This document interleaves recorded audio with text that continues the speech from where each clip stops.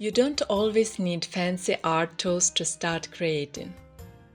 Sometimes all it takes is a cup of Turkish coffee and a story worth telling. In Turkey, coffee isn't just a drink. It's history in a cup.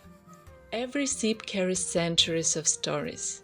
Some true, some mythical. They say the first sip wakes you up, but the last drop might reveal your destiny. Today I am painting with the same coffee that once inspired poets and defied kings.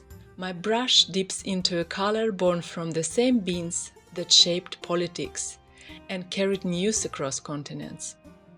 And yes, we take our coffee so seriously that once it was strong enough to start revolutions and dangerous enough to be banned by a sultan. In the 17th century, Sultan Murad IV declared coffee illegal. Why? He feared coffee houses had become breeding grounds for rebellion.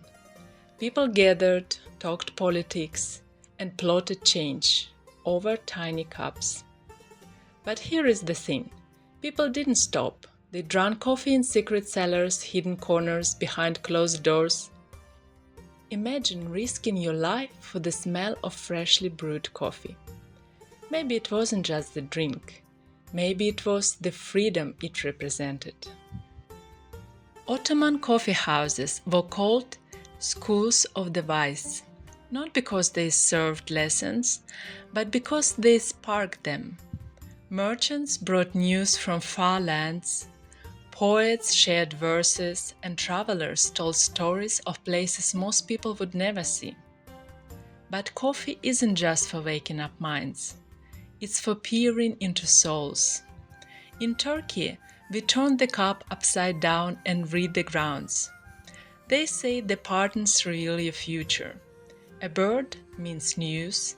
A road means a journey. And if you see a heart, well, you can guess. Of course, not everyone believes, but I think sometimes we don't look to coffee for answers. We look for the courage to ask the right questions.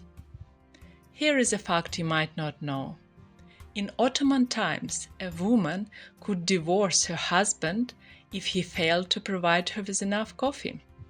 That's how important it was, not just a drink, but a promise. And coffee was also diplomacy.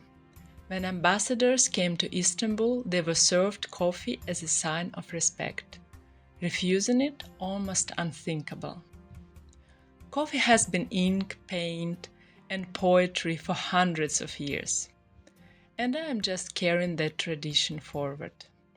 Sometimes the story is already in the cup, and you just have to pour it onto paper.